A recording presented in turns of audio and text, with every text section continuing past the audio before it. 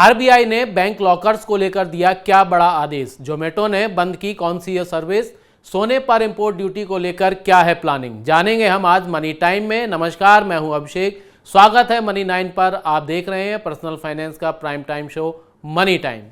Reserve bank of India ने मौजूदा safe deposit lockers के लिए रिन्यूअल एग्रीमेंट प्रक्रिया को पूरा करने की अंतिम तारीख आगे बढ़ा दी है। आरबीआई अंतिम तारीख को चरणबद्ध तरीके से 31 दिसंबर 2023 तक बढ़ाएगा, लेकिन इसके लिए बैंकों को 50% लक्ष्य जून 2023 तक पूरा करना होगा। रिवाइज्ड एग्रीमेंट को लागू करने के लिए बैंकों को स्टाम्प पेपर की उपलब्धता सुनिश्चित करने का भी निर्देश दिया गया है। इस साल 1 जनवरी से बैंक लॉकर से जुड़े नए नियम लागू होने थे, लेकिन अब ये अगले साल से लागू होंगे। सरकार सोने पर आयात शुल्क को घटाने पर कर रही है विचार। ऊंचे टैक्स की वजह से देश में तस्करी के जरिए सोने की आवक बढ़ी है। बजट में सोने पर इंपोर्ट ड्यूटी घटाकर 12% किए जाने की उम्मीद है। अभी सोने पर प्रभावी आयात शुल्क 18.45% है, जिसमें 12.5% import duty, 2.5% agriculture infrastructure development cess और अन्य टैक्स शामिल हैं। प्राइवेट सेक्टर के फेडरल बैंक ने सेविंग अकाउंट पर मिलने वाले इंटरेस्ट रेट में बदलाव किया है। बचत खाते पर नई ब्याज दरें 23 जनवरी से लागू हो चुकी हैं। बैंक अब 5 लाख रुपए से लेकर 50 लाख रुपए से कम जमा वाले बचत खाते पर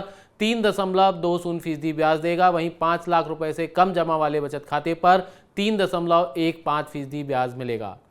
सरकार टैक्स से जुड़े पुराने मामलों को निपटाने के लिए एक और मौका दे सकती है। विवाद से विश्वास जैसी योजना के बाद सरकार आगामी बजट में एक नई स्कीम पेश कर सकती है। मुकदमों की भारी संख्या को देखते हुए आयकर विभाग कर माफी योजना को पेश कर सकता है। इसके अलावा सरकार इस बार बजट में गैर जरूरी आयात को कम करने के लिए कुछ वस्तुओं पर कस्टम ड्यूटी भी बढ़ा सकती है। दिसंबर में पी नोट से होने वाला शेयर बाजार में निवेश घट गया है। इस गिरावट से पहले जुलाई से लेकर नवंबर तक पी नोट से निवेश में लगातार तेजी बनी हुई थी। पी नोट्स भारतीय बाजार में रजिस्टर्ड विदेशी पोर्टफोलियो निवेशकों की तरफ से उन विदेशी निवेशकों को जारी किए जाते हैं जो बिना रजिस्ट्रेशन कराए भारत में निवेश करना चाहते हैं। विदेशी निवेशकों को अन्य बाजारों की तुलना में भारतीय बाजार महंगे लग रहे हैं, इसलिए वो यहाँ से पैसा निकालकर चीन जैसे आकर्षक बाजार में ले जा रहे हैं। पेट्रोलियम मंत्री हरदीप सिंह पुरी का कहना है कि पेट्रोल डीजल कीमतों में जल्द कटौती होने की उम्मीद नहीं है। ऐसा इसलिए क्योंकि सरकारी तेल कंपनियों को बहुत ज़्यादा घाटा हुआ है।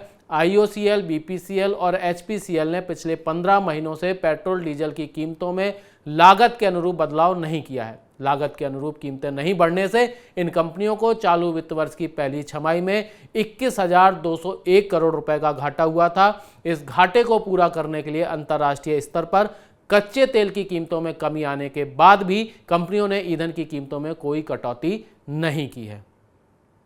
अमेरिका के अर्थशास्त्रियों का मानना है कि फेडरल रिजर्व के ब्याज दरें बढ़ाने का असर अब अर्थव्यवस्था पर पड़ना शुरू हो गया है। इससे जीडीपी की रफ्तार घट रही है। इसे देखते हुए कई कंपनियां अभी और छटनी कर सकती हैं। कारोबारियों को लग रहा है कि इस साल आर्थिक मंदी की शुरुआत हो सकती है, इसलिए अधिकांश कंपनियां विस्तार योजना को टाल रही हैं। इसका असर भारत समेत सभी विकासशील देशों पर भी पड़ेगा। 2023 में अल नीनो के लौटने से भारत सहित दुनिया के कई देशों में रिकॉर्ड गर्मी पड़ने की आशंका है। इस साल धरती के गर्म होने का 1.5 डिग्री का औसत दायरा भी बढ़ सकता है। भारत के मानसून सहित पूरे वेदर पैटर्न पर प्रतिकूल असर पड़ सकता है। भारत में गर्मी इस साल पिछले सारे रिकॉर्ड तोड़ सकती है। बारिश के पैटर्न में भी बदलाव होने की संभावना है। एशिया प्रशांत के कई देशों में लू, बाढ़, सूखा जैसे हालात बन सकते हैं। टाटा मोटर्स ने अपने इलेक्ट्रिक व्हीकल डिस्ट्रीब्यूटर्स को फाइनेंसिंग सुविधा उपलब्ध कराने के लिए आईसीआईसीआई बैंक के साथ गठजोड़ किया है। समझौते के तहत ICICI bank Tata EV dealers को इन्वेंट्री फंडिंग उपलब्ध कराएगा। इससे ग्राहकों के लिए टाटा इलेक्ट्रिक वाहन खरीदना आसान और यादगार बनेगा। आसान और आकर्षक वित्तीय समाधान से देश में इलेक्ट्रिक वाहनों को बढ़ावा देने में भी मदद मिलेगी। अमेजन ने डिलीवरी को और फास्ट बनाने के लिए air cargo service Amazon air को शुरू किया है। अमेजन पहली ई कॉमर्स कंपनी है जिसने हवाई मार्ग से माल ढुलाई के लिए अलग से नेटवर्क शुरू किया है। बोइंग 7378 विमान बेंगलुरु, मुंबई, दिल्ली और हैदराबाद में डिलीवरी करेगा। आज वाहन बाजार में लॉन्च हुए 2 नए वाहन। इसमें एक 2 व्हीलर है तो दूसरा 4 wheeler. Honda motorcycle and scooter India ने अपने लोकप्रिय स्कूटर एक्टिवा का नया मॉडल पेश किया है। यह नए और सख्त उत्सर्जन नियमों के अनुरूप है।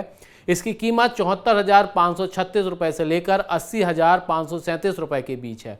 वहीं हुंडई मोटर इंडिया ने कॉम्पैक्ट सेडान कार ऑरा का नया फेसलिफ्ट वर्जन लॉन्च किया है। ये पेट्रोल और सीएनजी विकल्प में आएगा। इसकी कीमत 6.29 लाख रुपए से लेकर 8.57 लाख रुपए के बीच है। उम्मीद है आपको मनी टाइम का आज का एपिसोड पसंद आया होगा। आपको हमारा आज का शो कैसा लगा बताने के लिए कमेंट बॉक्स में अपनी राय जरूर शेयर करें। आपके सुझाव हमें शो को और बेहतर बनाने में मदद करेंगे। अपने काम की खबरों को देखने के लिए मनी 9 के मोबाइल ऐप को जरूर डाउनलोड कर लें।